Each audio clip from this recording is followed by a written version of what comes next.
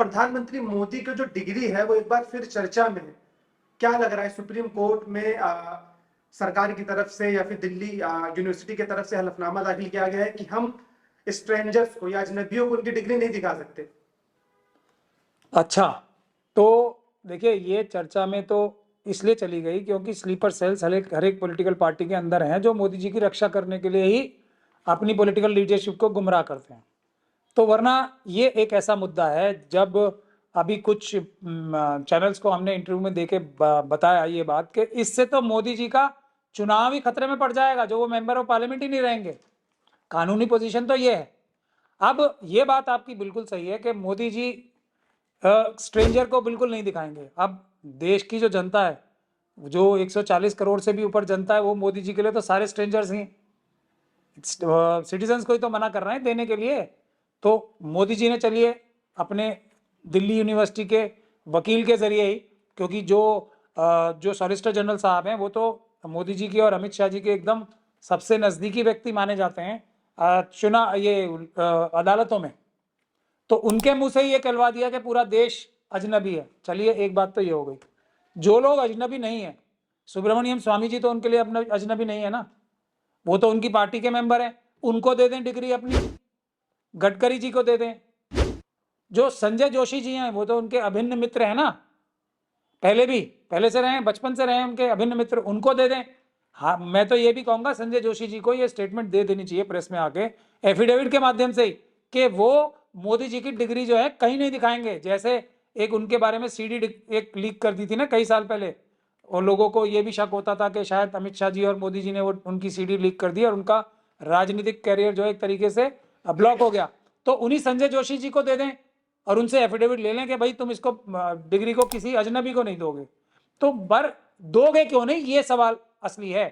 क्या हमारा कहना यह है कि जो चीज है ही नहीं, जो चीज पैदा ही नहीं हुई, तो वो दी कैसे जा सकती है। जो चीज दिखाई 2016 में अमित शाह जी ने, वो असली होती तो देने में कोई दिक्कत नहीं होती। ऐसा अब लोगों को शक जो था वो अब यकीन में बदलता जा रहा है, क्योंकि इतनी छोटी सी बात के लिए आपसे किसी से भी कोई किसी की डिग्री मांगी जाए तो वो देने के लिए खुशी खुशी राजी हो जाएगा। बल्कि ज्यादातर लोग तो अपनी डिग्रियां, खासतौर पे जो प्रोफेशनल्स होते हैं, वो तो फ्रेम करके अपने पीछे लगा के रखते हैं। और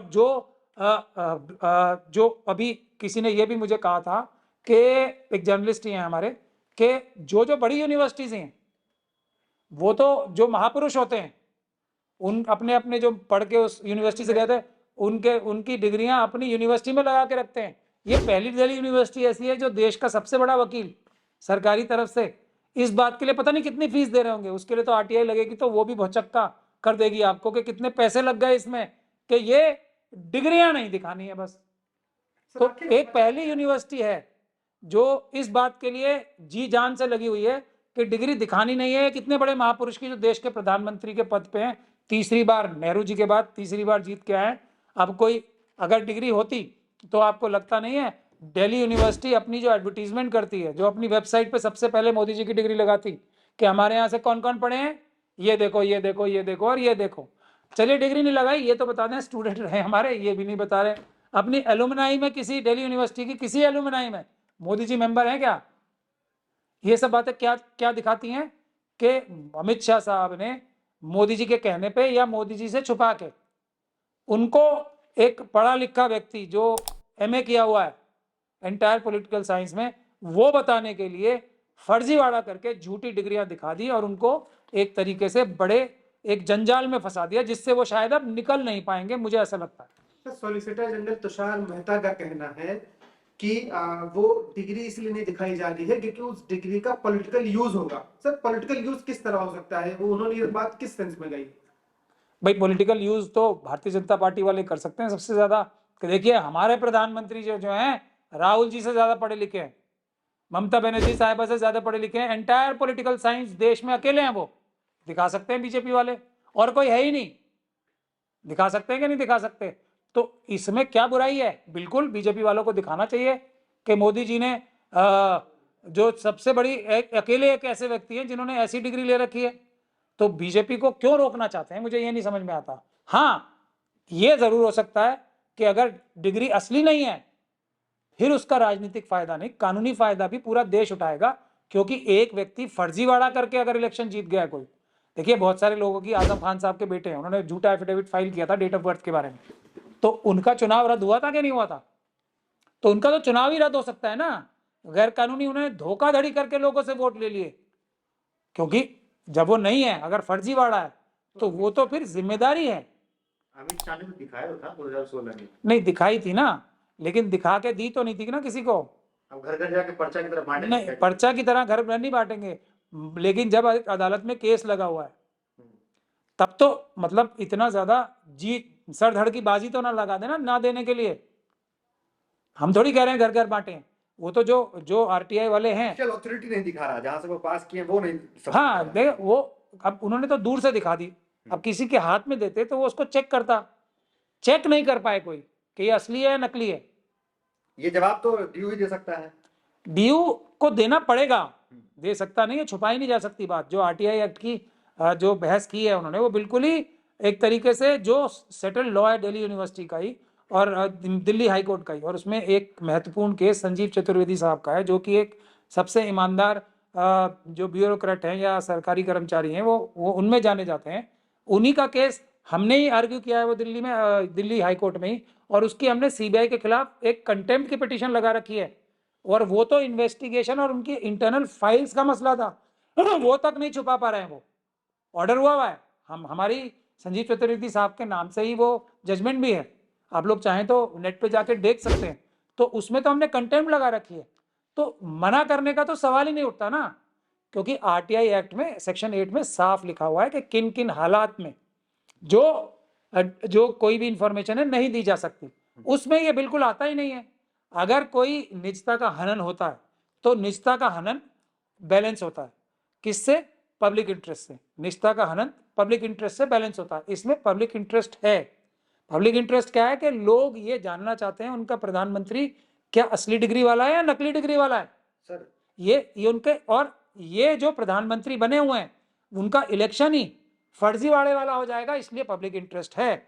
इसलिए भी पब्लिक इंटरेस्ट है कि अगर ये डिग्री नकली है तो इसका नाजायज इस्तेमाल मोदी जी को डराने के लिए, ब्लैकमेल करने के लिए विश्व के विभिन्न नेता कर सकते हैं, उनसे अच्छी डील लेने के लिए। तो ये सब चीजें हैं पब्लिक इंटरेस्ट की हैं, इसलिए छुपाने की कोई कानूनी कार्रवाई। अमित शाह ने एक बार डिग्री दिखाकर सार्वजनिक कर ही दिया था, तो उसमें अब निजी क्या बच गया? क्योंकि अमित शाह ने तो पूरे कैमरे के सामने, पूरे देश के सामने डिग्री को उठाकर दिखा दिया, ये ला डिग्री, तो फिर इसमें निजी कुछ बच गया नहीं, तो फिर किस बात की निजी जो होड़ लगा रहा है वो क्या निजी है? क्योंकि अमित शाह ने खुद सार्वजनिक कर दिया है, तो इसमें निजी का कोई मामला तो रह नहीं गया है। नहीं, वो तो तब नहीं रह गया ना जब कोई ईमानदारी से बात कर रहा हो। जब कोई संविधान और कानून के खिलाफ बात करना चाहे तब तो ये झूठे आर्गुमेंट्स लाए ही जाएंगे ना। तो तब भी तो अमित शाह जी को आपने बोला था जाके जबरदस्ती करके, आपने बोला था कि नहीं डिग्री दिखानी पड़ेगी। किसने बोला था मोदी जी की डिग्री दिखाने के लिए? कोई आंदोलन छेड़ा गया था कि मोदी जी की डिग्री दिखाओ? खुद ही तो दिखाई थी कि मोदी जी इतने बड़े आदमी हैं, 2-2 डिग्रियां हैं उनके पास, उनको अनपढ़ ना समझा जाए, ये साबित करने के लिए वो एक होड़ लगी रहती है उनसे कि वो सबसे बड़े हैं, किसी भी साइंटिस्ट से बड़े साइंटिस्ट हैं, किसी भी पायलट से बड़े पायलट हैं, किसी भी आर्टिस्ट से बड़े आर्टिस्ट हैं, किसी भी मतलब जो वन जीवी प्रेमी है उससे बड़े वन जीवी प्रेमी है, किसी भी फोटोग्राफर से बड़े फोटोग्राफर हैं, किसी भी जर्नलिस्ट से बड़े जर्नलिस्ट हैं। अब ये सब करने में तो बड़ी दिक्कत हो जाती है ना। वकील साहब, बतौर गुजरात के मुख्यमंत्री नरेंद्र मोदी ने खुद कई बार इंटरव्यू में ये कहा है कि उनकी जो पढ़ाई लिखाई हुई है वो सिर्फ क्लास 10th तक हुई है या 10वीं तक हुई है, और अब ये कहा जा रहा है कि वो ग्रेजुएट है इंटायर पॉलिटिकल साइंस में, तो वो एमए है पॉलिटिकल साइंस में। तो ये कैसे चेंज हुआ? एक तरफ बतौर मुख्यमंत्री उनका ये कहना है कि वो सिर्फ हाई स्कूल तक पढ़े लिखे हैं और अब वो मास्टर्स कर लिए हैं। नहीं, वो तो ये कहते हुए भी देखे गए हैं कि, और मैंने भी देखी है शायद वो वीडियो, कि मैंने कोई फॉर्मल एजुकेशन की नहीं है, मैं गया नहीं हूँ कहीं कॉलेज वॉलेज में। और वो तो ये भी कहते हैं कि लोग कैसे पढ़ते हैं, ऐसे ऐसे ऐसे, और वो कैसे पढ़ते हैं, ऐसे, तो स्कैन करके ऐसे ऐसे करते हैं ना। वो तो बोला, मैं तो देखा है ना उनको, वो देखा है मैंने, ऐसे पढ़ता हूँ मैं, ऐसे किया बस, ऐसे देखा और ऐसे हो गया। अब वो तो महापुरुष है ना। अब मुझे ये नहीं समझ में आ रहा, जब वो इतना बड़े व्यक्ति हैं जो वो ऐसे पढ़ते हैं तो उनको डिग्री की कहाँ जरूरत पड़ रही थी? वो तो उनको तो देख के उनके टीचर्स ही भाग जाते ना कि ये तो हमसे ज्यादा जानकार आ गया, मेरे ख्याल से उनको पढ़ाई लिखाई की आवश्यकता थी नहीं, ना उनको ये किसने कह दिया कि तुम डिग्रियां दिखाओ, ये उनको चाहिए नहीं था। उनको कहना चाहिए था मैं देश की दुनिया की सभी डिग्रियों से ज्यादा बड़ा व्यक्ति हूँ, सभी डिग्रियां मेरे पास हैं और वो सभी डिग्रियां मुझसे छोटी हैं। जैसे 56 इंच का छाती आपने देखी है किसी की? नहीं देखी ना, एक ही व्यक्ति की है बस। उसी प्रकार से A+B में एक एक्स्ट्रा ए भी आते हुए देखा है आपने कभी? मोदी जी लाके देते हैं। उसी प्रकार से जैसे मशीनों में जितने वोट होते हैं उससे एक्स्ट्रा वोट लाने का जो कला है मोदी जी के पास है कि नहीं है? राजीव कुमार जी के साथ मिलके और अब ज्ञानेश कुमार जी आ गए उनके साथ मिलके, तो उनके पास ऐसी सारी कलाएं हैं। बादलों के पीछे से जाके बालाकोट में हमला करना सिखाते हैं, चंद्रयान पे जाके चंद्रयान कैसे भेजना। मुझे तो ये भी शक होता है कि उस पहली बार जब वो फेल हो गया था मिशन तो मोदी जी पहुंच गए थे वहां पे। अब वो हाँ हौसला बढ़ाने के लिए ना, अब वहां जाके बताया होगा कि बादलों के पीछे से जाना है या कुछ ऐसी चीज बता दी होगी। अब वो बेचारे पायलट तो खैर वो ट्रेंड होते हैं ना कि कोई अगर बेवकूफ़ी की बात कर रहा है तो उसको नज़रअंदाज कर दें, तो पायलट ने बोला तो नहीं होगा लेकिन उसने उनकी बात शायद नज़रअंदाज कर दी होगी कि भाई इसमें तो रडार लगा हुआ है, कोई जरूरत नहीं होती ना बादलों को सबके पार देखने। मोदी जबरदस्ती अब चंद्रयान के टाइम मोदी जी पहुंच के बताए होंगे कि ऐसे नहीं ऐसे कर दो। अब वो बेचारे साइंटिस्ट लोग थे, उनको उस तरह की ट्रेनिंग नहीं होती, उन्होंने मोदी जी से डर के या कर दी वो बात तो वो फेल हो गया। हमारा ऐसा शक है। अब इसके बारे में उधर उनकी भी सीसीटीवी और वीडियो मंगाई जाएगी तो वो मोदी जी लेने नहीं देंगे। लेकिन मोदी जी कुछ तो किए होंगे ना, आप जैसे उन्होंने कहा कि हमने चाय बेची है, भिक्षा मांगी है, तो इन दोनों में से क्या लग रहा है कि मोदी जी किए होंगे? चाय बेची है, नहीं, मोदी जी ने देखिए, मैं तो ये कह रहा हूँ कि मोदी जी ने मगरमच्छ भी पकड़े हैं। हाँ। मोदी जी ने जबकि वो इस बात पे आज मोहर लगा दीजिए आप कि ये मोदी जी किए हैं। क्या क्या जवानी में कुछ नहीं। मैं एक बात पे मोहर लगा सकता हूँ, हाँ, जो बिल्कुल, बाकी सारी मैं गिनवा दूं फिर मैं लास्ट में बताऊंगा कि एक बात पक्की जो मैं उनकी तारीफ करता हूँ 2-3 चीज़ों के लिए, वो मैं बताऊंगा आज। पहली चीज़, उन्होंने मगरमच्छ के बच्चे पकड़ के घर ले आए, वो बिल्कुल पकड़े, हम कब मना कर रहे हैं। उन्होंने जो जो जो वडनगर का रेलवे स्टेशन था ही नहीं, वहाँ पे अपने बचपन में स्टेशन बनने से पहले स्टेशन बनवा के वहाँ चाय बेची, ये भी किया उन्होंने। दुनिया के सारे देश घूम लिए, साथ के साथ वो फकीरी भी करते रहे। उन्होंने बांग्लादेश के आंदोलन में भी हिस्सा लिया। वो देश के और दुनिया के हर एक देश में जाके उनके गहरे संबंध भी बना लिए उन्होंने इस दौरान। फ्रांस में भी बना लिए उन्होंने, अमेरिका में भी बना लिए, सब जगह बना लिए। इस दौरान वो आरएसएस का भी काम करते रहे, इस दौरान वो भीख भी मांगते रहे, इस दौरान वो ऐसी ईमेल्स भी भेजते रहे जब तक ईमेल्स आई भी नहीं थी। तो मोदी जी तो सारे काम वो करते हैं जो कोई नहीं कर पाता। इमरजेंसी झेला, आपको याद नहीं है? इमरजेंसी अंडरग्राउंड थे, इमरजेंसी में अंडरग्राउंड भी हो गए। ये सब तो दिव्य शक्ति है ना मोदी जी के पास। नहीं, दिव्य शक्ति है, लेकिन ये दिव्य शक्ति जो है वो हम जैसे लोगों को ठीक से समझ में नहीं आती, क्योंकि हम तो कॉमन आदमी हैं, हमें समझ में नहीं आती कि 56 इंच की छाती कैसे हो सकती है। जब ईमेल थी नहीं, ईमेल कैसे भेज सकता है कोई? जब जो फॉन्ट नहीं आया उनके बारे में तो तरह तरह की बातें लोग करते हैं ना। अब एक सबसे बड़ी गलती इसमें मैं जिस व्यक्ति की मानता हूँ, हालांकि वैसे हमारे जितने भी ऑपोजिशन के लीडर्स हैं उनकी सबकी गलती है, कोई कुछ करता है। जैसे अखिलेश यादव जी की देख लो आप, अखिलेश यादव जी ने साइकिल चला दी अभी, इससे पिछले इलेक्शन में पूरे यूपी में साइकिल चलाई उन्होंने। अब मोदी जी अगर साइकिल चलाने लगे पूरे गुजरात में, देश में, तो उनके तो इतनी शारीरिक क्षमता नहीं होगी, उनकी हार्ट की प्रॉब्लम भी हो सकती है, उन्हें नहीं चलानी चाहिए। राहुल गांधी जी एक दूसरे हैं, वो कभी कोई काम करके दिखाएंगे। अभी उन्होंने वो जो मार्शल आर्ट का जो एक मूव दिखाया था उन्होंने बच्चों के साथ करते हुए, अब मोदी जी अगर वो करने लगे तो उनकी कमर में चिक आ जाएगी। तो और उन्हें करना जरूरी है, क्योंकि राहुल गांधी से तो उन्हें बड़ा बनना है। अब ये सब जो काम करते हैं ना ये राहुल गांधी जी जैसे लोग, ये भी इन्हें करने नहीं चाहिए। उनकी जो स्थिति है मानसिक और शारीरिक, उसका ख्याल रख के ही कोई काम करना चाहिए। फिर वो राहुल गांधी जी, अखिलेश जी, जो दूसरे लीडर्स हैं हमारे, लालू यादव जी भी इंग्लिश में बोलते हैं। फिर वो अब मोदी जी को भी फिर इंग्लिश में बोलना मजबूरी बन जाती है। मुझे इनसे अच्छी इंग्लिश बोलनी है। मोदी जी कॉपी करते हैं, इंग्लिश बोलते हैं, देखे ना वो क्या नाम है डोनाल्ड ट्रम्प के सामने। हमें वही तो कह रहा हूँ, अब बेचारे दो ट्रांसलेटर्स भी नजर आ रहे हैं पीछे से। अब मैंने तो वो बात नोट की है, पता नहीं कितने लोगों ने नोट की है नहीं की है, उनकी शक्लें देखो बेचारे ट्रांसलेटर्स की। ज़ेलेंस्की साहब थे, अब चाहे जैसे भी हैं वो अच्छे हैं बुरे हैं, लेकिन उनका देखो सेल्फ कॉन्फिडेंस क्या था। उनकी कोई बात मोदी जी, उनका ट्रम्प साहब का, या जो उनके जो वाइस प्रेसिडेंट साहब थे, उनका कोई एक्सेंट या कोई वर्ड समझ में नहीं आया, तो उन्होंने अपने ट्रांसलेटर से हाथ करके पूछा कि इसका क्या मतलब है। और मोदी जी ऐसे करके बैठे हुए थे, ट्रांसलेटर्स बेचारे दो दो मिलके उनको समझा रहे हैं, और उनको लेकिन दिखाना यह था कि मुझे सब समझ में आ रहा है।